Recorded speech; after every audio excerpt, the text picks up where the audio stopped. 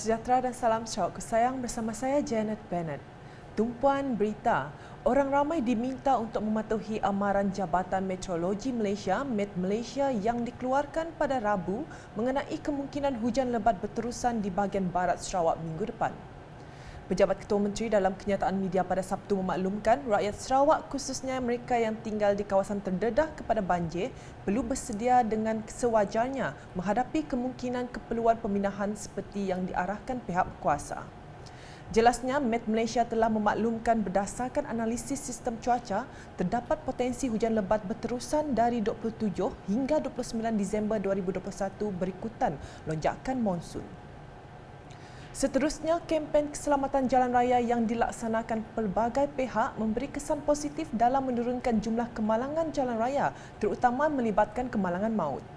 Datuk Seri Lee Kim Shin berkata, statistik kemalangan jelas menunjukkan penurunan ketara setiap tahun yang membuktikan kempen tersebut mencapai sasarannya.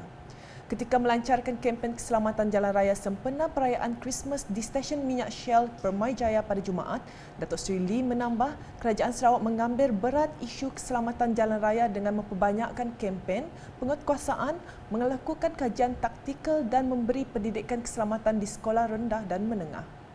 Sehubungan itu, kempen-kempen keselamatan jalan raya yang dijalankan selama ini bukan bertujuan menyusahkan pengguna jalan raya, sebaliknya mengingatkan mereka tentang peraturan di jalan raya. Dalam program tersebut, sejumlah 300 set topi keleda, jaket keselamatan dan pelekat keselamatan telah diagihkan. Berita selanjutnya mengenai Kampung Long Bedian yang telah berjaya mengharumkan nama Sarawak apabila berjaya meraih tempat keempat daripada 243 buah kampung yang mengambil bahagian dalam program Anugerah Ilham Desa AID 2020 yang telah diadakan di Kuala Lumpur baru-baru ini. AID 2020 ini merupakan kemuncak bagi program Ilham Desa mula dipertandingkan semenjak tahun 2001. Kampung ini juga merupakan wakil tunggal dari Sarawak dalam program Ilham Desa yang mengetengahkan produk peningkatan ekonomi melalui kedai berpusat dan diwakili Kaunselor Jok Eng Jok selaku Ketua Kumpulan, Leslie Lah, Bulan Wan dan Lawrence Wan.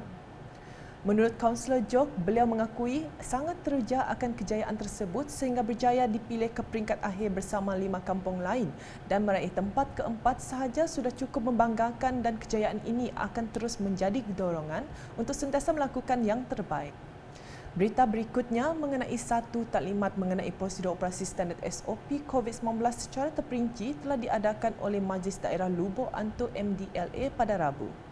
Sebelum ini, semua ahli MDLA Engkelili dikehendaki melakukan saringan RTK antigen terlebih dahulu sebelum menghadiri mana-mana perjumpaan maupun aktiviti keramaian. Langkah tersebut bagi memastikan semua kaki tangan sentiasa peka dengan pematuhan SOP dalam urusan seharian di samping mengekang penularan COVID-19. Beralih ke laporan di Semarahan, seramai 579 penduduk daerah Semarahan hadir menerima vaksin COVID-19 dos penggalak di Pusat Pemberian Vaksin PPV Summer Mall pada Jumaat. PPV tersebut menyediakan suntikan vaksin jenis Pfizer-BioNTech dan Sinovac yang telah diselaraskan Klinik Mesra dan Klinik Kota Raya. Rata-rata penerima vaksin yang hadir melahirkan rasa syukur dan lega setelah lengkap mendapatkan suntikan dan merakamkan penghargaan terima kasih kepada Kerajaan Sarawak di atas inisiatif mengekang penularan wabak COVID-19.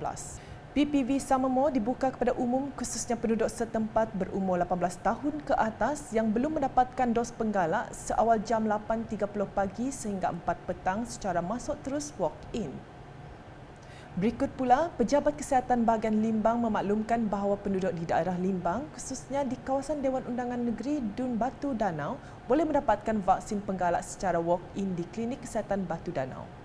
Mereka boleh datang ke Klinik Kesihatan Batu Danau pada 29 hingga 30 Disember 2021 dari jam 9 pagi hingga 3 petang.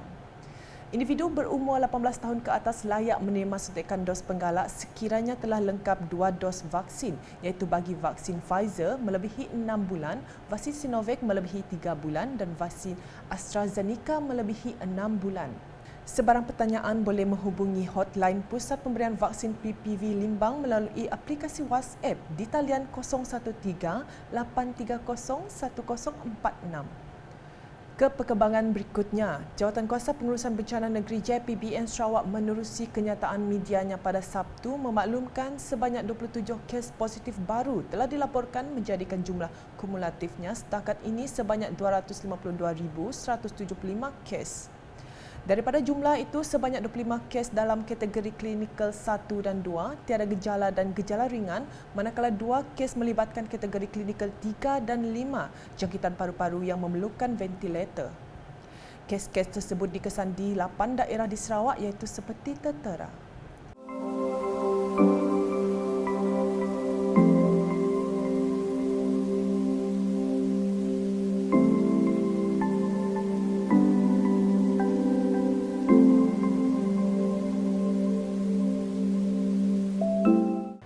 Dalam pada itu, turut dicatatkan satu kes di Sri Aman melibatkan lelaki berusia 26 tahun yang mempunyai latar belakang penyakit asma, obesiti, hati dan autoimun. Sekian edisi Tengah Hari bersama saya Janet dan kru penerbitan. Berita lebih lanjut boleh didapati di semua platform media sosial UKAS termasuk portal ukas.sarawak.gov.my dan UKAS Channel di YouTube. Siap siaga bencana banjir dan terus patuhi SOP yang ditetapkan. Salam UKAS. Thank you.